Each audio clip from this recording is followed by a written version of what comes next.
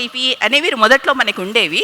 బ్రాహ్మీ లిపి ఏమో ఎడమ నుంచి కుడికి, ఖరోష్ఠి ఏమో కుడి నుంచి ఎడమకి రాసేవాళ్ళట. అది బౌద్ధ సంస్కృతిలో వికసించింది మన లిపి కూడా. క్రమంగా వాటి నుంచి స్థానికమైన అనేక భాషలకు లిపులు కూడా అందాయి. లిపికి ఉన్న ఒకటి ఆ ప్రాముఖ్యత చారిత్రక యుగం అని చెప్పడంలోనే ఉన్నది. అయితే చరిత్ర పూర్వయుగం కూడా భాషలు లేవా అంటే ఉన్నాయి, బోలెడన్ని భాషలు ఉన్నాయి. అంతెందుకు మన ప్రాంతంలోనే ఈ తెల్లున్నారు ఇంత చిన్న వయసులో. ఈ విషయాల గురించి ఆమెతో నేను మాట్లాడతాను. ఇంద్రాణి, మీరు ఎరుకల భాష ఎంచుకోవడానికి కారణం ఏంటి? అంటే ఆ ప్రత్యేక ఆసక్తి, ఆ భాషనే ఎందుకు ఎంచుకోవాల్సి వచ్చింది, దానికి కారణాలు ఏంటి? యాక్చువల్లీ మ్యామ్, నేను స్కూల్ టైంలో ఉన్నప్పుడు మా సీనియర్ ఎరుకల లాంగ్వేజ్ మాట్లాడుతుండే. వాళ్ళు ఎరుకల ట్రైబ్ వాళ్ళు. సో నాకు చిన్నప్పటి నుంచి కొంచెం ఆసక్తి ఉంటుండే, ఏదైనా కొత్తగా కనిపిస్తే నేర్చుకుందామని ఒక ఆసక్తి ఉంటుండే.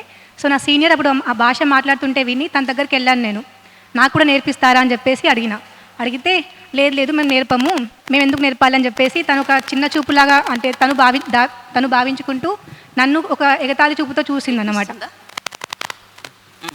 సో అప్పుడున్న ఆ టైంలో సరే నేను నేర్చుకుంటాను, మీ భాష నేర్చుకుంటాను, రాయడం ఉంటుంది కదా, రాస్తూ నేర్చుకుంటాను, నాకు నేర్పించండి అని చెప్పేసి అడిగాను. అప్పుడు ఆమె చెప్పింది, మా భాషను ఓన్లీ మాట్లాడతారు, దానికి రాయడానికి ఏమి ఉండదు, ఓన్లీ మాట్లాడడానికి మాత్రమే ఉంటుంది అని చెప్పేసి అన్నారు. అంటే అప్పటి వరకు నాకు ఇవన్నీ తెలియదు. ఒక లిపి ఉండదు, కొన్ని భాష. ఇప్పుడు మనం ఏం మాట్లాడతాము స్కూల్లో నార్మల్గా? హిందీ, ఇంగ్లీష్, తెలుగు. మనకు ఆ 3 లాంగ్వేజెస్కి లిపి ఉన్నాయి, మనం రాస్తున్నాము. ఒక లాంగ్వేజ్కి లిపి ఉండకుండా కూడా మాట్లాడతారని చెప్పేసి ఒక కొత్త డౌట్ వచ్చింది నాకు. అప్పుడు ఆమె చెప్పింది నాకు అర్థమైంది అన్నట్టు. సో మాట్లాడతారు, బట్ రాయడానికి ఏమి ఉండదు. సో అప్పుడు నాకేమనిపించింది, మాట్లాడడానికి మాత్రమే ఎందుకు, రాయడానికి కూడా ఉంటే అయిపోతుంది కదా. మళ్ళీ వాళ్ళలో ఏంటంటే ఒక చిన్న ఇన్ఫీరియారిటీ కాంప్లెక్స్ అంటాం కదా, అది కనిపించింది వాళ్ళలో. వాళ్ళకి ఆ భాష వల్ల, ఆ భాషకు లిపి లేకపోవడం వల్ల, వాళ్ళ వెనకబాటుతనం వల్ల కనిపించిన ఒక చిన్న భావం కనిపించింది. అప్పుడు అనిపించింది, ఆ భాషకి లిపి మనమే ఎందుకు తయారు చేయవద్దు, తయారు చేస్తే ఒక లిపి తయారైపోతుంది కదా అని చెప్పేసి అనిపించింది. స్టార్ట్ చేసినప్పుడు అదొక టాస్క్ మాత్రమే నాకు. దానికి ఆ భాష ఉంది, భాషకు లిపి లేదు, రాయడానికి మనం చేద్దాము అని చెప్పేసి ఒక టాస్క్ మాత్రమే. బట్ మెల్లమెల్లగా ఆ లాంగ్వేజ్ నేర్చుకుంటూ వాళ్ళతో గడిపిన సందర్భాలు ఒక్కొక్కటిగా నాకు వాళ్ళ కల్చర్ గురించి తెలవడము, వాళ్ళ సంస్కృతి గురించి తెలవడము, మెల్లగా ఆ టాస్క్ కాస్త నాలో ఒక రెస్పాన్సిబిలిటీని తెచ్చింది, ఆ కల్చర్ పైన రెస్పెక్ట్ని తెచ్చింది.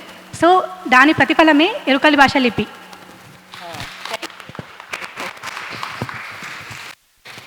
అంటే మీరు లిపి తయారు చేశారు కదా, అంటే ఎలా ఉంటుంది ఆ లిపి గురించి నాకు చిన్న పరిచయం చెప్పండి. అది చూడడానికి ఎలా ఉంటుంది, దాన్ని మీరు ఎలాగా డెవలప్ చేశారు అనేది. Yes ma'am. ఎరుకల భాష అనేది తమిళ్, తెలుగు, కన్నడ ఈ 3 భాషల యొక్క మిక్స్డ్ లాంగ్వేజ్. ఎరుకల వాళ్ళలోనే సంచార జాతులు, అంటే ఒక ప్లేస్ నుంచి ఇంకో ప్లేస్కి వెళ్తారు. వాళ్ళ యొక్క అస్తిత్వం స్థిరంగా ఉండదు. ఒక ప్లేస్లో ఒకలాగా ఉంటుంది, ఇంకో ప్లేస్లో ఒకలాగా ఉంటుంది. అంటే వాళ్ళు ఏ ప్రదేశంలో ఉంటే ఆ ప్రదేశం యొక్క భాషని వాళ్ళలో అసిమిలేట్ చేసుకుంటారు. ఆ భాష యొక్క పదాలని, అంటే ప్రాదేశిక పదాలని వాళ్ళ భాషలో ఇముడ్చుకుంటారు. కాబట్టి ఒక్కొక్క ప్లేస్లో ఒక్కోలాగా కొన్ని పదాలు చేంజ్ అవుతూ ఉంటాయి, బట్ ఓరియంటేషన్ మాత్రం ఎక్కడైనా సేమ్ ఉంటుంది. సో దానికి నేను అప్పుడు నాకు స్కూల్ టైంలో తెలిసిన లాంగ్వేజ్ ఏంటి, తెలుగు, హిందీ, ఇంగ్లీష్. తెలుగు అనేది ఒక భాష, అంటే దానికి ఎరుకల భాష దగ్గర ఉంది కాబట్టి నేను తెలుగుని బేస్ చేసుకొని, ఆ ప్రొనౌన్సియేషన్ని బేస్ చేసుకొని నేను దానికి లిపి తయారు చేశాను. అండ్ లిపి రాయడం మాత్రం దేవనాగరి లిపికి దగ్గరగా ఉంటుంది. మనం ఇంగ్లీష్ భాష రాస్తాం కదా షార్ట్ హ్యాండ్లో, దానికి కొంచెం కూడా దగ్గరగా ఉంటుంది. కాబట్టి ఫోనెటిక్స్ ఓరియంటేషన్, ఫోనెటిక్స్ ప్రొనౌన్సియేషన్ బట్టి ఆ లాంగ్వేజ్కి లిపి రాయడం జరిగింది. Thank you. సో మనం విని ఉన్నాము, ఇంతకుముందు ఆదివాసీ భాషకి గిడుగు లాంటి వాళ్ళు కొంతమంది ప్రయత్నించారు లిపులు తయారు చేయడానికి. కానీ ఇంత చిన్న వయసులో చేస్తున్న ఒక వర్తమాన భాషావేత్తగా ఇంద్రాణి గారు నిజంగా చాలామందికి స్ఫూర్తి అని నేను అనుకుంటున్నాను. అయితే మీకు చివరిగా ఒక చిన్న ప్రశ్న, సంచార జాతుల భాషకు ఉండే ప్రత్యేకతలు ఏంటి? ఇది సంచార జాతి కదా ఎరుకల భాష, వాటిలో మీరు గమనించిన ప్రత్యేకతలు ఏంటి? అయితే ఇంతకుముందు చెప్పుకున్నట్టుగానే సంచార భాషకి అనేది ఒక స్థిరత్వం ఉండదు.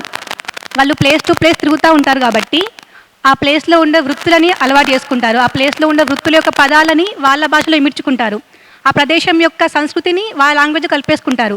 సంస్కృతికి భాషకి మధ్య మంచి సంబంధాన్ని ఏర్పరచుకుంటారు వాళ్ళు. కాబట్టి మిగతా అంటే ఇప్పుడు ఆదివాసీలు ఉంటారు, ఆదివాసీలు ఒకే ప్లేస్లో ఉంటారు, వాళ్ళకంటూ ఒక స్థిరమైన భాష ఉంటుంది, స్థిరమైన ఆర్థిక కలాపాలు ఉంటాయి. కానీ సంచార జాతికి మాత్రం అలాంటివి ఉండవు. కాబట్టి అంటే అన్నీ మనమే అనుకుంటాం కదా, అలాంటి ఒక తత్వం ఉన్నది సంచార జాతి, సంచార భాష యొక్క ఉన్న గుణం అది. అన్ని లాంగ్వేజ్ తనతో కలిపేసుకుంటుంది, అన్ని లాంగ్వేజ్తో అది కూడా కలిసిపోతుంది. సో కలిపేసుకుంటుంది, కలిసిపోతుంది, అది దాని యొక్క ప్రత్యేకత.